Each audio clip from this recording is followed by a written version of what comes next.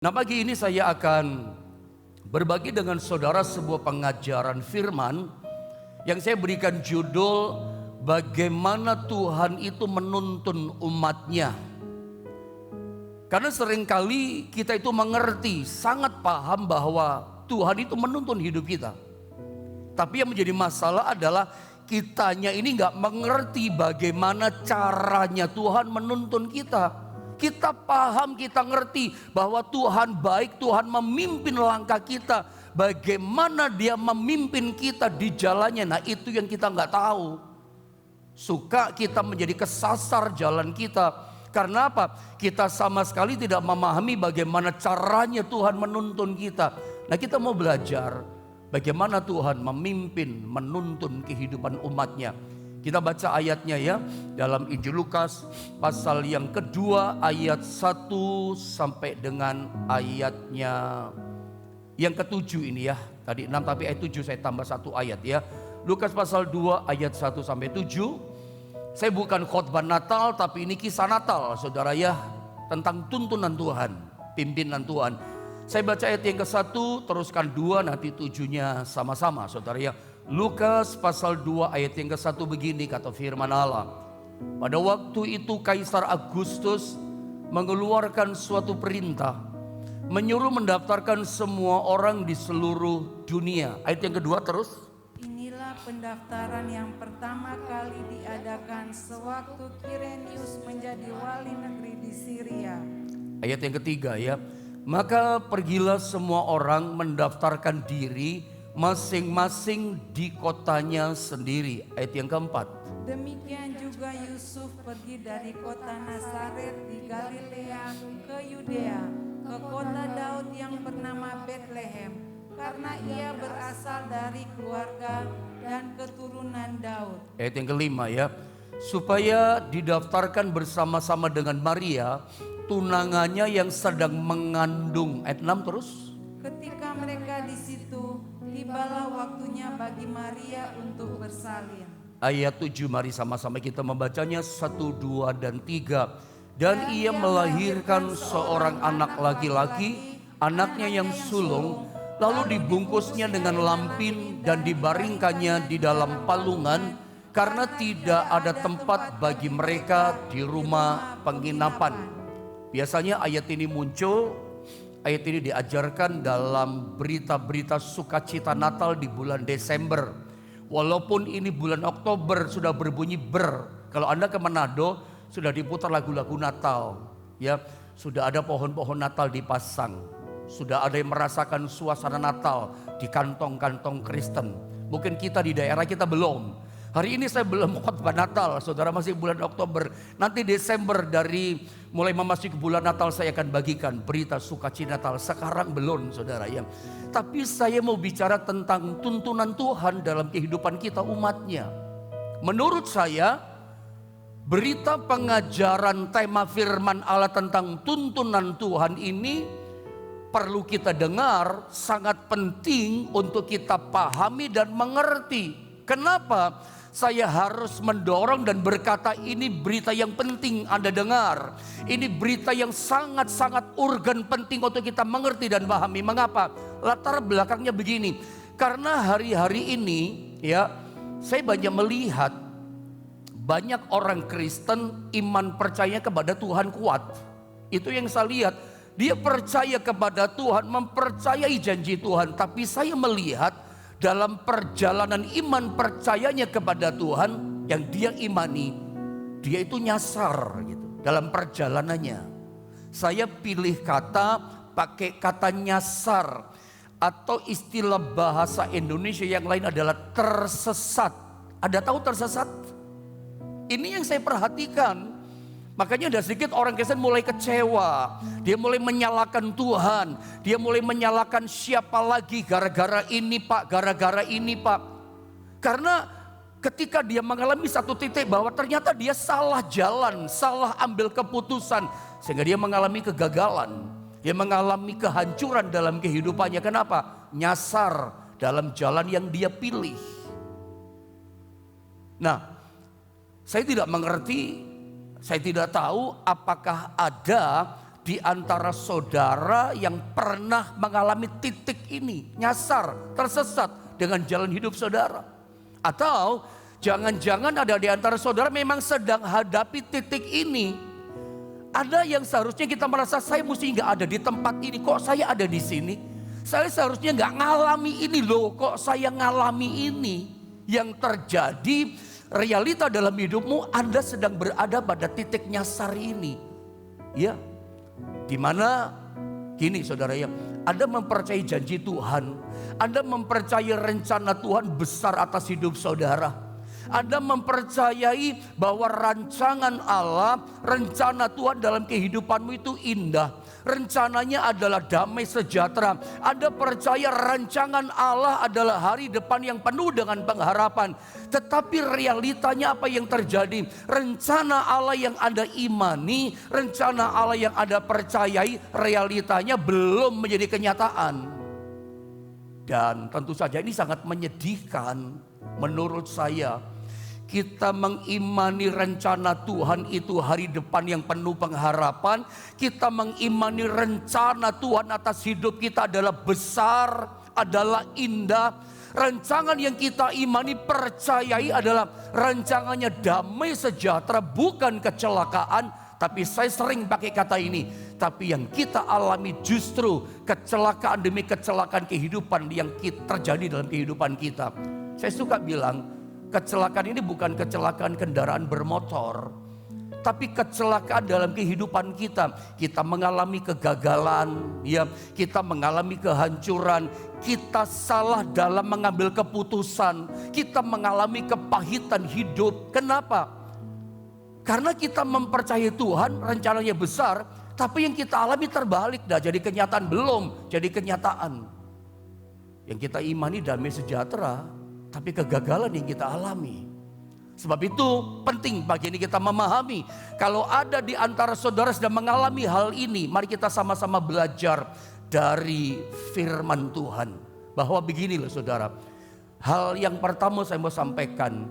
Untuk memahami rencana Tuhan, atau kita suka menyebutnya dengan istilah jalan Tuhan. God ways, jalan Tuhan. Itu kita gak bisa cerna dengan pikiran kita. Saya ulang bagian ini, bahwa rencana Tuhan, bahwa jalan Tuhan, bahwa rancangannya yang besar atas kita. Kita itu gak bisa memahami dengan logika kita. Kita gak bisa mengerti dengan mudah dengan akal kita. Di luar nalar kita. Makanya saudara jangan percaya kalau orang berkata ada banyak jalan menuju Roma. Ya, itu kan orang dunia bilang. Yang saya sampaikan sama saudara ini adalah jalan Tuhan. Yang saya ajarkan sama saudara ini adalah rencananya Tuhan. Saya ulang, Anda jangan pernah percaya kepada suara di luar dunia sana yang berkata ada banyak jalan kok menuju Roma. Yang saya bicara ini jalan Tuhan loh, God ways. Bukan IBM ways, jalan kita sendiri yang kita pilih. Jalan Tuhan, rencana Tuhan yang saya sedang sampaikan sama saudara. Sebab itu untuk mencapai jalannya Tuhan, untuk mencapai rencananya Tuhan itu cuma satu jalan, harus lewat Yesus. Untuk kita mengalami rencana besar dari Bapa, untuk kita bisa connect, klik sama rencana Bapa yang ajaib, jalannya harus lewat Yesus. Iman percayanya hanya lewat Dia, Yesus Kristus, jalan kebenaran itu. Saya suka bilang sama saudara, pendahuluan saudara ya. Kita kadang-kadang merasa gini, wah ini jalan Tuhan, ini rencana Tuhan. Dengarkan saya, kadang-kadang kita nyasar. Kadang-kadang kita tersesat. Karena saya udah katakan, rencana Tuhan kita gak bisa pakai akal kita. Seringkali kita berpikir, berkalkulasi, kita berhitung dalam diri kita. Kita merasa gitu loh. Kita berasumsi, wah ini jalan Tuhan nih.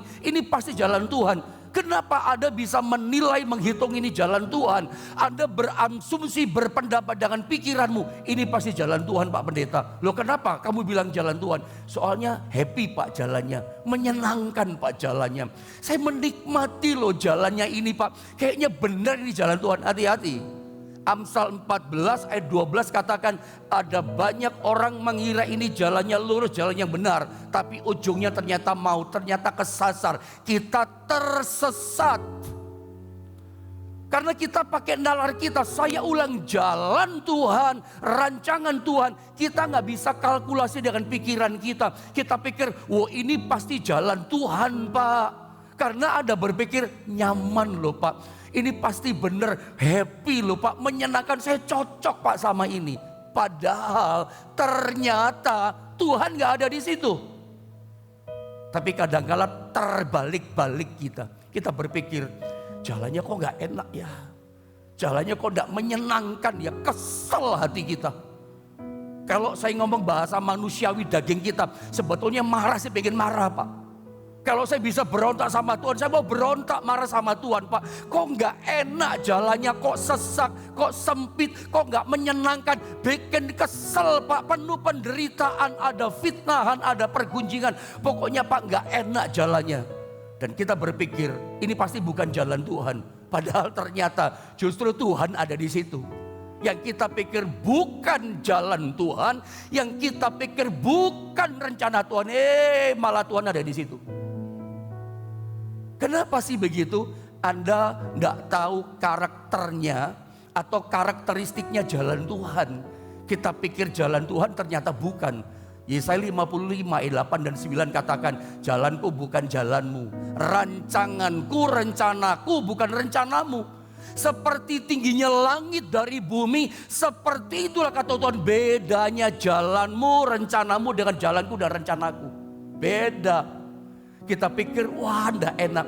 Anda kalau lihat jalannya Yusuf itu turun-turun. Coba saya bagian awal sebelum saya terangkan ayat tadi ya. Bagaimana caranya memahami tuntunan Tuhan dalam hidup kita. Sebelum saya terangkan, saya coba dari awal angkat sama saudara. Supaya supaya enak ada nangkep. Saya coba tunjukkan beberapa karakteristik jalan rencana Tuhan. Kadang-kadang gak enak. Ada lihat kehidupan Yusuf. Jalannya Yusuf seperti apa? Turun terus. Menderita. Kapan enaknya? Lama menderita.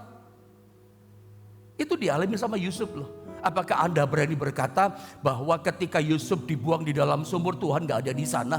Tuhan tidak terlibat dalam rencana. Roma 8:28 berkata Allah turut bekerja dalam segala sesuatu dalam kehidupan kita. Apa ujungnya? Mendatangkan kebaikan. Saya tanya sama saudara, apakah ada di antara saudara yang berani berkata ketika Yusuf dibuang, dilempar dalam sumur, lalu kemudian dia dilelang jadi budak di Mesir, apa ada di antara saudara yang berani berkata, oh Tuhan tidak terlibat dalam rencana itu? Saya percaya dia ada bersama Yusuf. Dia menyertai Yusuf. Dia terlibat dalam rencana itu. Sampai masuk penjara gara-gara difitnah sebagai tukang memperkosa, tukang zina. Apakah ada berani berkata situasi menderita, keadaan tidak menyenangkan itu gak ada Tuhan bersama dia? Anda suka salah berpikir. Begitu kita gak nyaman, kita menderita, kita rasanya kesel dengan yang terjadi. Kok gini saya alami? Kita mungkin seperti Yusuf, saya udah ibadah Pak, saya udah setia, kurang apa saya? Inilah yang kadang-kadang bikin kita rasanya berontak. Kok ngalami gini sih? Saudara, Tuhan kadang pakai situasi seperti ini. Sampai dia diangkat jadi raja muda. Nanti saya cerita lagi, jalannya turun. Kadang-kadang jalannya panjang, berputar-putar. Jalannya Israel di padang gurun. Saya coba tunjukkan, angkat sama saudara supaya mata hatimu terang. Supaya Anda ngerti rencana Tuhan, karakternya kayak apa. Supaya nanti lain kali, lain waktu ketika ada dihantam kesulitan, Anda langsung tahu, jangan-jangan ini jalan Tuhan. Anda gak ngomel, Anda bisa bersyukur, ya. Anda bisa tetap pasrah hatimu kepada Tuhan. Tidak ada sikap pemberontakan, apalagi marah sama Tuhan atau menyalahkan siapapun terutama Tuhan. Saya ingatkan, jangan Anda coba-coba jadikan Tuhan jadi sasaran tembakmu salah-salahan. Padahal dia baik. Padahal dia baik. Kadang-kadang dalam situasi keadaan yang gak menyenangkan, saya mau kasih tahu, dia ada di situ. Yusuf dilelang jadi budak, ditelanjangi bajunya, Tuhan terlibat loh di situ. Untuk apa? Ujungnya mendatangkan kebaikan. Keluar dari penjara, jadi raja muda loh dia. Jadi penderitaan itu seperti kendaraan dari Tuhan. Ya, dari sumur dibawa ke Mesir, pindah-pindah tempat lokasi loh. Gak di rumah bapaknya, nyaman di rumah bapaknya, dibawa sumur, dibawa ke Mesir, jadi budak di rumah Potifar. Masuk penjara tiba-tiba, semuanya gak nyaman. Sampai kemudian rancangan Tuhan jadi indah, terpesona kita, terpesona Yusuf. Itu karakteristik jalan Tuhan, kadang panjang seperti di padang gurun, muter-muter gak selesai-selesai. Jadi sabar ya. Kalau ada bapak ibu saudara engkau sedang menghadapi karakteristik yang kedua, panjang masalahmu, gak kelar-kelar, gak selesai-selesai, jangan marah dulu. Bisa jadi Tuhan izinkan saudara mengalami seperti Israel di padang gurun panjang. Tapi jangan tiru Israel ngomel, tiru Yosua dan Kaleb. Tetap punya iman, tetap memandang Tuhan. Kadang jalan Tuhan itu sempit, sesak, terjal, penuh penderitaan. Dan yang keempat saya tunjukkan, jalan Tuhan itu benar, jalan Tuhan itu lurus. Apa sih maksudnya? Saya tunjukkan yang keempat karakteristiknya jalan Tuhan. Yang pertama jalannya turun. Yang kedua panjang, muter-muter gak selesai-selesai. Israel di padang gurun lama. Yang ketiga jalannya sempit dan sesak. Sampai kita gak bisa bebas, nyesek begitu. Sampai rasanya mikir gak bisa. Ada pergunjingan, ada fitnahan, penuh penderitaan, gak menyenangkan. Tapi yang keempat, karakteristik jalan Tuhan itu lurus. Jalan kebenaran, jalan Tuhan. Ada tahu, masih ingat gak apa yang Tuhan katakan kepada Yosua? Gak usah dibaca ayatnya, gak cukup waktunya. Ada tahu apa kata Tuhan kepada Yosua? Yosua, renungkanlah firman Tuhan ini siang dan malam. Ya, bertindaklah hati-hati, kamu jangan menyimpang ke kanan, jangan menyimpang ke kiri. Meskipun hadapi masalah yang berbelit-belit, masalah yang turun penuh penderitaan, masalah yang panjang dan tak nyaman, masalah yang sempit dan sesak. Tuhan katakan apa? Tetap bertindak hati-hati. Kamu jangan menyimpang ke kanan, kamu jangan menyimpang ke kiri. Maka kamu akan beruntung dan kamu akan berhasil. Itu kata Tuhan. Mau berhasil, mau beruntung, lurus ikut jalan Tuhan. Anda gak perlu yang lain. Anda gak perlu orang hebat, Anda gak perlu orang-orang yang kuat yang katanya punya keahlian, kepintaran ini. Yang Anda butuhkan hanya Tuhan. Tetap pandang Tuhan, percaya pada Tuhan. Itu jalan yang benar, itu jalan yang lurus. Meskipun turun, meskipun panjang, sempit, sesak, menderita Anda hadapi, tetap lurus imanmu, tetap pandang Tuhan. Kenapa saya harus katakan ini sama saudara? Sekarang saya coba tunjukkan, lihat PowerPoint gambar ini. Bagaimana caranya Tuhan menuntun kehidupan kita? Caranya adalah ini, Tuhan tuntun kita lewat sebuah keadaan, lewat sebuah kondisi, situasi, keadaan yang kita hadapi. Kenapa saya berani katakan Tuhan tuntun kita lewat sebuah keadaan situasi? Dari ayat yang barusan kita baca, Lukas pasal 2 ayat 1 sampai 6. Ini kan sebuah keadaan yang tidak nyaman. Kesesakan, kesempitan, jalan turun, sama juga itu. Di mana Maria dan Yusuf itu tinggalnya di Nazaret. Maria, Alkitab tadi kita baca sedang mengandung hamil tua, menunggu minggu-minggu hari saat melahirkan juru selamat dunia. Apa yang terjadi? Tiba-tiba di saat-saat kandungan yang sudah tua, udah besar perutnya, jalan sudah gak bisa cepat, jalan mesti hati-hati, semakin berat ini anak dalam kandungan bayi Yesus. Tiba-tiba ada satu perintah dari Kaisar Agustus, ada cacah jiwa, ada sensus penduduk pertama kali yang diadakan di dunia. Itu pertama, saya percaya kalau sang Kaisar Agustus tiba-tiba berpikir, datang hikmat, datang pikiran, tiba-tiba muncul pendapat, adakan sensus penduduk seluruh dunia. Karena hampir seluruh dunia di masa 2000 tahun yang lalu itu dalam kekuasaan penjajahan Romawi. Menurut saya belum pernah ada bangsa di dunia itu menjajah hampir semua bangsa di dunia. Gak ada. Romawi itu pernah hampir menguasai seisi dunia di masa itu.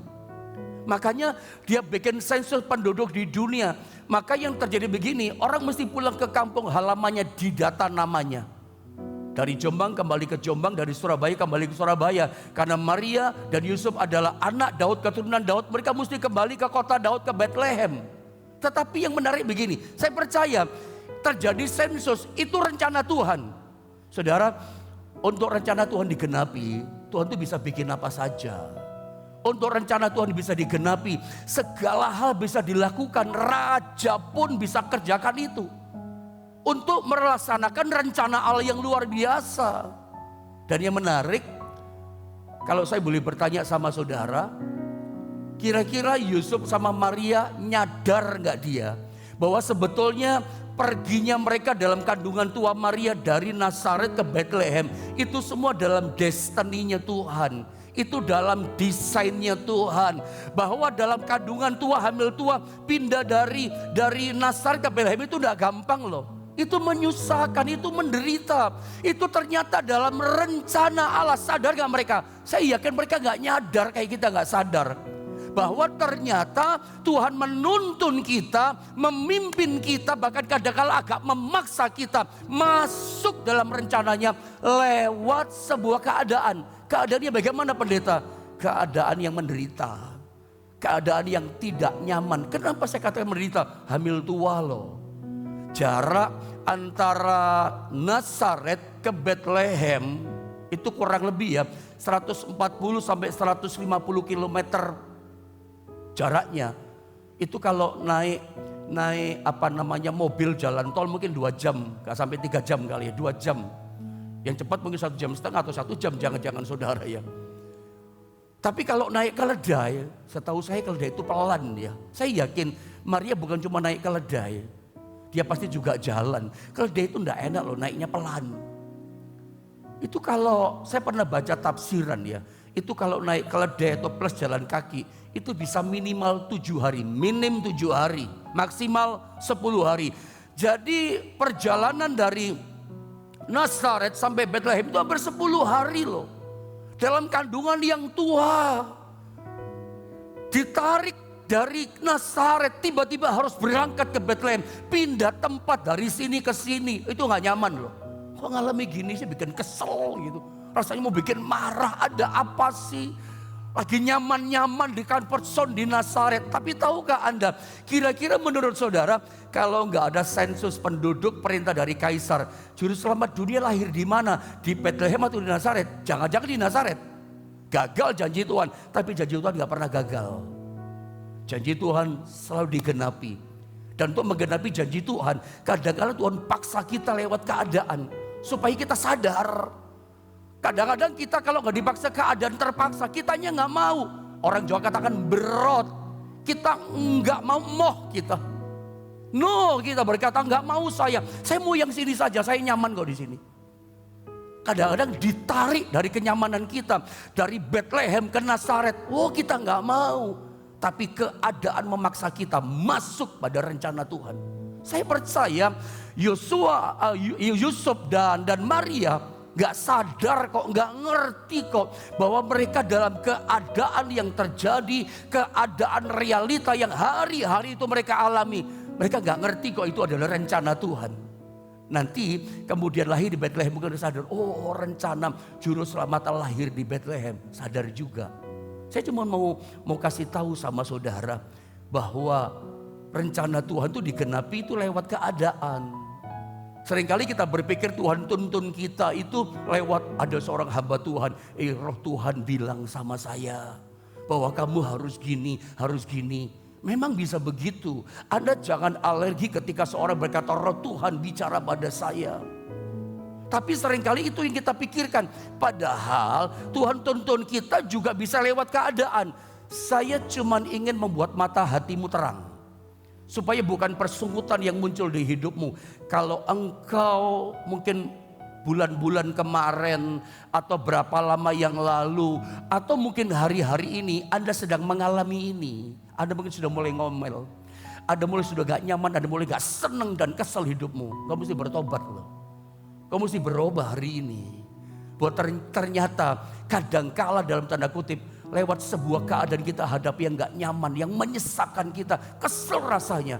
Ternyata di situ Tuhan beserta sama saudara. Jangan kesel dulu. Bahwa Tuhan pakai keadaan hidup kita ternyata untuk apa? Untuk menggenapi rencananya. Saudara, ada banyak contoh-contoh di dalam Alkitab. Yang namanya Raja Yosafat itu pernah dikepung Raja Moab, Amon, Meonim. Dia takut. Secara manusia dia orang yang setia taat pada Tuhan. Kok tiba-tiba mau dihancurkan negaranya. Kok tiba-tiba dia mau dibunuh, dibinasakan. Itu situasi yang gak nyaman kan. Tapi mari kita belajar seperti Yosafat, belajar seperti Yusuf. Tetap memandang kepada Tuhan. Bahwa ternyata di balik semua yang tidak menyenangkan, keadaan yang membuat kita menderita dan kesal. Rasanya mau marah, kok ngalami gini. Ternyata di situ ada rencana Tuhan.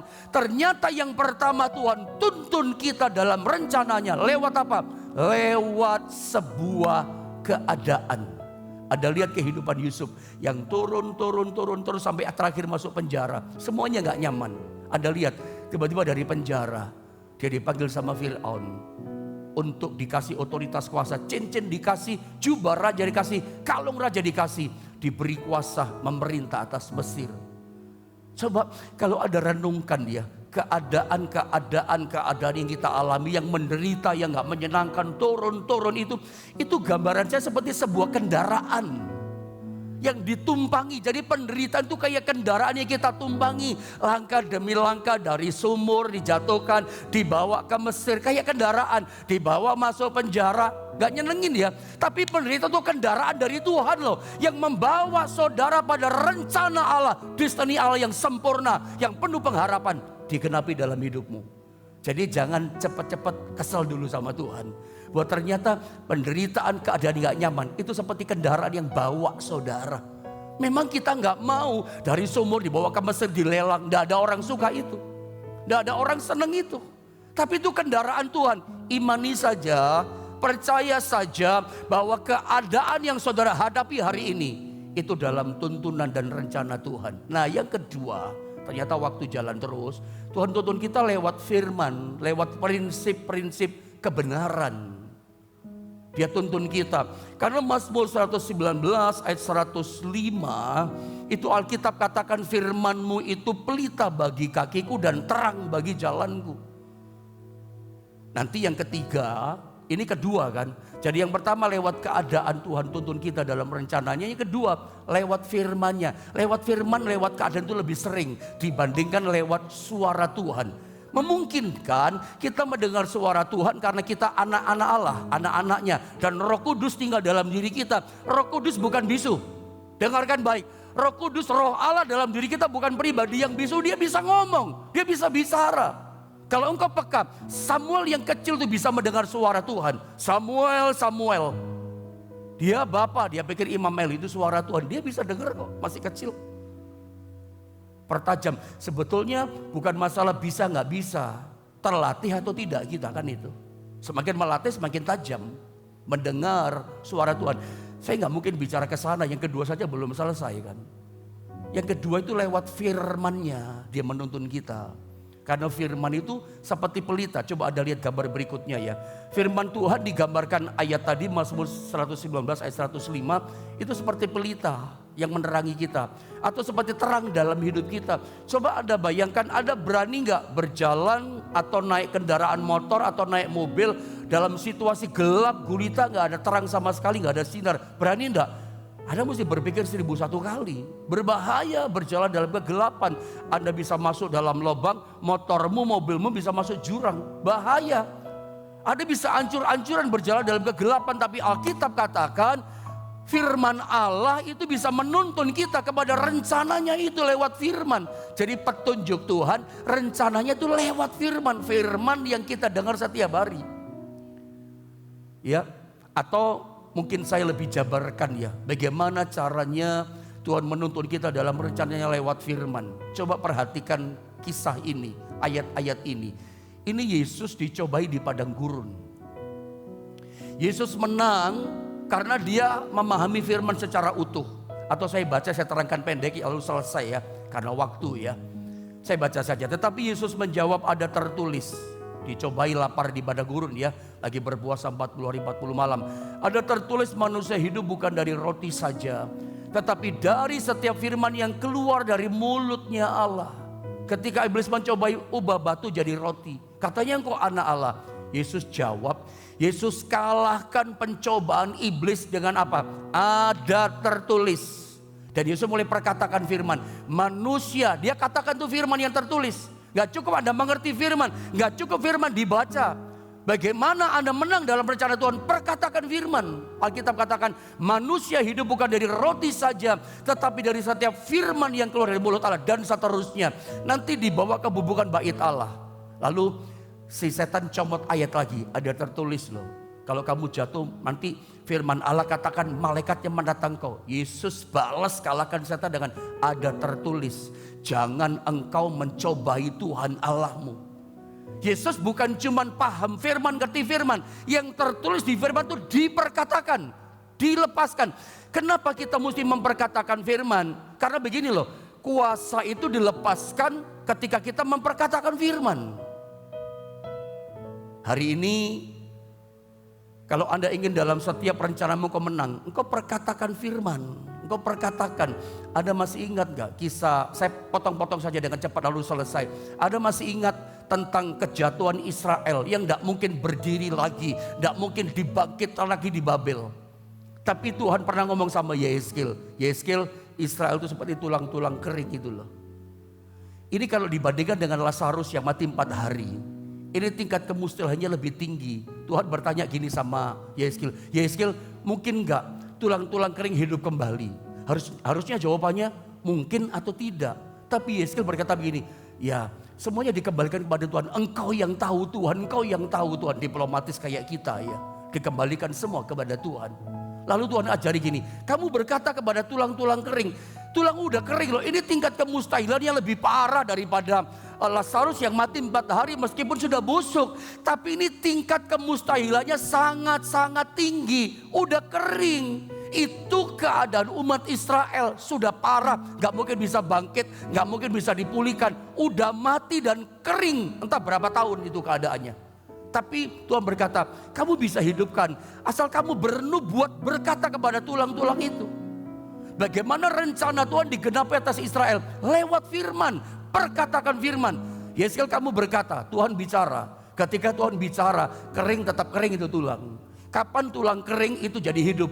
Ketika Yehezkiel taat kepada perintah Tuhan. Dia berkata, hai tulang-tulang kering, dengarkan firman Tuhan. Aku memberi nafas hidup kepadamu. Aku kasih daging kepadamu. Aku kasih urat-urat kepadamu dan menutupi kulitmu. Dan nafas kehidupan datang. Itu tulang kering bangkit dan hidup kembali. Kapan? Ketika dia bernubuat berkata kepada tulang kering. Saudara, untuk menceritakan masalah kita gak butuh iman. Ya, ada cerita aku masalahku gini gak butuh iman. Tetapi ketika ada berkata, berbicara kepada masalahmu butuh iman. Kapan? Bagaimana caranya engkau bisa merubah keadaanmu, rencanamu digenapi dalam kehidupanmu dari rencana Tuhan tadi. Ada mesti berbicara kepada masalah. Perkataan firman loh.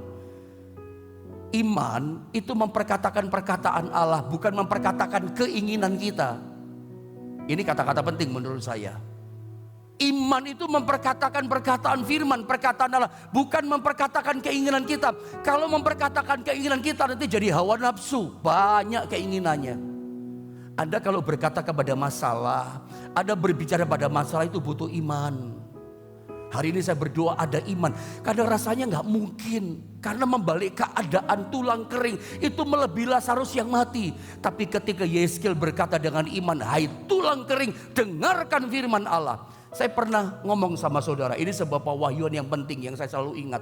Bahwa ketika kita berbicara tentang masalah kita, keadaan kita gak berubah. Kapan keadaan kita berubah?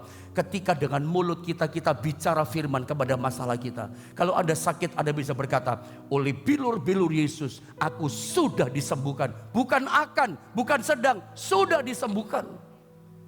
Ketika Israel tidak ada air, Tuhan berkata, hei Musa berkata kepada gunung batu supaya dia mengeluarkan air. Hai gunung batu, keluar air, keluar air.